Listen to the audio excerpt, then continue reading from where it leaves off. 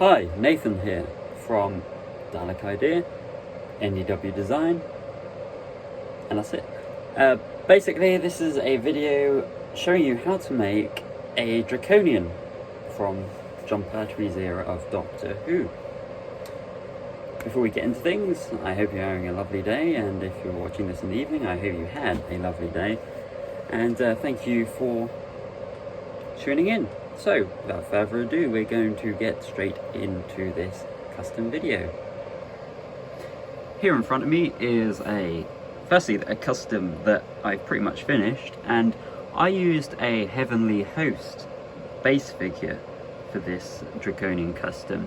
Now, since doing this, they've become quite rare, so if you can't get hold of one of these, I'm going to be using a Hawthorne figure from series 5. Now, I believe these are far more obtainable on eBay or Facebook Marketplace, and you might even have a few laying around, so that's why I'm going to be using this in the video, because it's a far easier figure to pick up. So fingers crossed it turns out okay. It's not too dissimilar, apart from it doesn't have the drapes, but we can make those. He has some pockets on here which will have to be covered over, but it looks like a nice base figure. But before you start your custom Draconian, you're going to need to pick up one of these Draconian 3D printed heads, which I had modelled by Helena Souza. These are going to go on sale on Wednesday the 7th of April. Now, you're probably watching this and that date's long past, so hopefully you picked one of these up. The best way to find out about my head releases is by joining my Facebook group Custom Doctor Who Heads by NDW Design and Helena Souza. So if you did miss out on this one, I'm very sorry. However, if there's a monster in the future that you really want and we end up doing it, at least you'll know about it. So yeah, these are fantastic heads. This is how you'll receive it if you pick up a unpainted one, or have picked up an unpainted one. I will have some painted ones available, or I would have had some painted ones available, but this is how it will come. And all you need to do when you get this is have a look for these little knobbly bits, which is where all the supports were, and I believe the main area you'll want to clean up is just the bottom of the beard. And I just want to take some fine sandpaper and just sand it round like this, just round it off so it looks a bit more natural.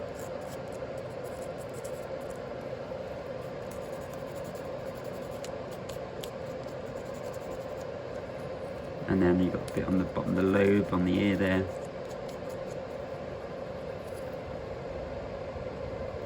Still see that.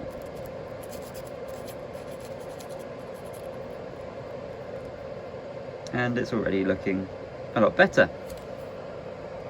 So between shots, I've quickly sprayed my body on the left and the Draconian head on the right. I use a matte black high coat as my base coat, and I warm it up before I spray it. I use that instead of acrylic paints because it's a lot stronger, so it's better for figures that have articulation. It still can chip, but it's a really nice base coat. Now, first thing you're going to want to do, and first thing I always do, is create a new neck joint, which is better suited to the heads.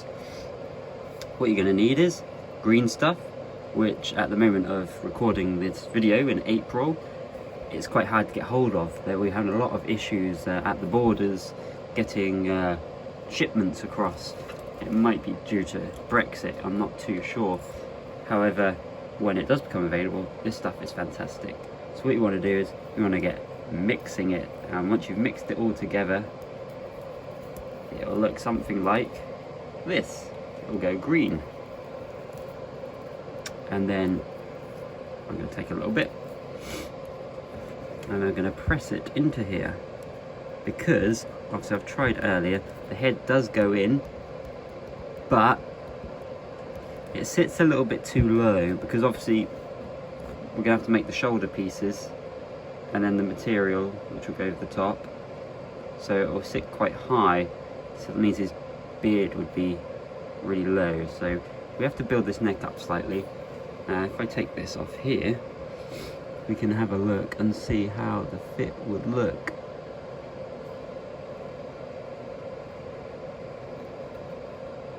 Yeah, I want this head to sit a little bit higher, more like up here. So I'm going to take a little bit more green stuff and I'm going to roll it into a ball and then press it and then place it on top like that, and then sort of shift it around so it looks like the rolls in a neck. And yeah, it's now higher up, so then we'll have a look. Oh, I've dropped the head and it's gone all the way on the floor. Apologies about that. And these things happen. So let's try that again. Sit that on there. It's quite a big neck, but most of it will get covered up. I'm quite happy with that.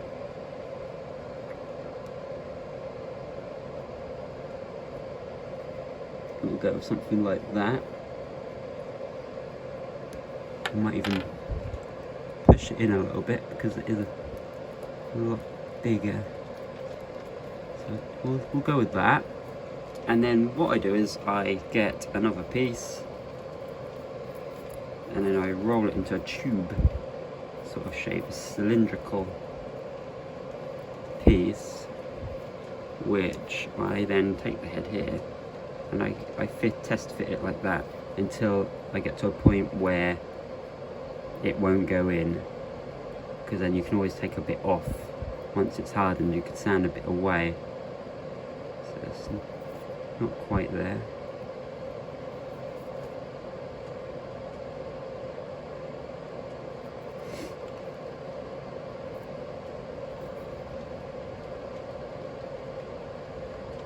I think that's where we want to be. So I then take a little plug, and obviously when I press it into place it will get a little bit fatter, so we want to make sure it doesn't deform too much. But that essentially will be our plug for the head. Now, just to make sure that that plug is nice and secure and that it won't go running away once we try and put the head on, I'm just going to take a tool like this and just go around the edge and sort of fuse it together, just for a little bit of added security. So go all the way around, leave that to set, and whilst you're waiting for it to set, we can get started on the shoulder pieces. Oh, and before we do get started on the shoulder pieces, this is another good technique. Now, green stuff is very, very sticky, so if I was to push that on, it would probably go badly. But if you put that here and then sort of twist the head like that, keep it moving so it hasn't got time to stick on anything, it will create a lovely plug. Now, I've done this off camera, so it's gone on quite nicely. When you bring it off, the plug looks fantastic.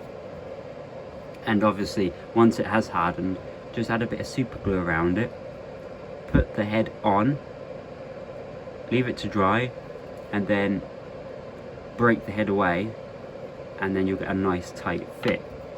So let's start the shoulder pieces. So to make the shoulder pieces, I've taken some masking tape and I folded it in on itself to create this double-sided piece of material. Now what you're going to want to do is, you're going to want to take a pen, Sharpie in this instance, and draw out your shoulder piece. Now, I don't have a tape measure in here, so I'm going to just eyeball it, and I'm going to assume that it's going to want to go something like this, like that, and then obviously come round like this. Shape very similar to that, and then obviously it will be folded in half, and then you'll get your shoulder piece. I'm just going to hold it up to the action figure here and see how it goes. It's a little bit too big, but it doesn't matter. We'll copy that onto another one, cut it out, and then make some alterations if we need to.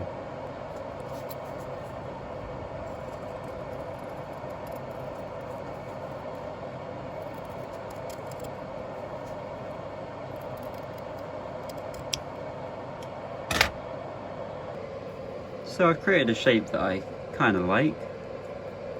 It folds like that, and then, but it just doesn't have that upwards end on it, which is a shame.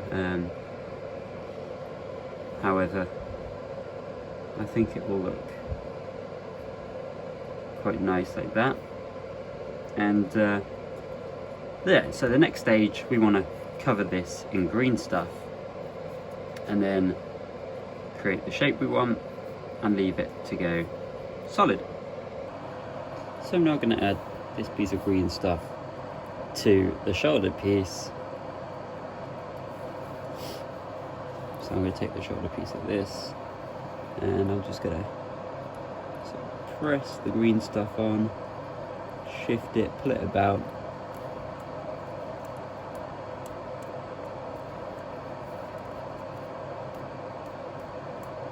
So the masking tape just works as a template.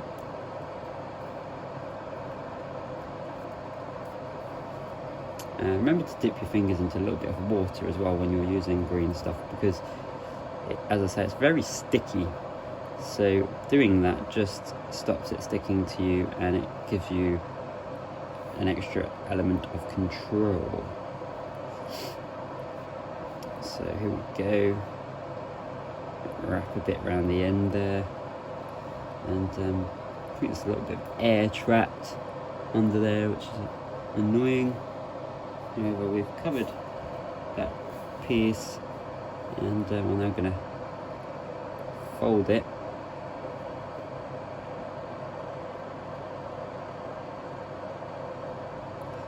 And hopefully we'll get the shape that we're after, although I believe that trapped air underneath is causing a very big problem for me.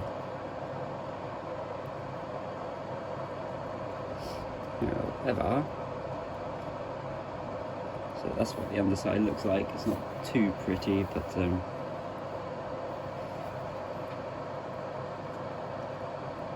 yeah, I'm quite happy with that. I'll turn the end up a little bit, and there we have our shoulder piece. And I just leave it like that because the green stuff sticks to the surface, so it allows it to hold that form. And once it's set, just pull it off, glue it onto your figure, and away you go. So here are the two shoulder pieces. I've glued them down onto the figure just to get the shape that I want. They do look a bit rough. They don't look as good as these ones, because once the green stuff has set and hardened, I'll probably pull them off, and like these, I took some scissors and I just cut the edge so it was nice and sharp, nice shape to it. So I'll probably cut along here and bring it up along here and cut a bit that end off so it won't be as long. But I will do that in the second part to this video. So join me then when we will trim up the shoulder pieces and we will sculpt the torso costume. Thanks for watching.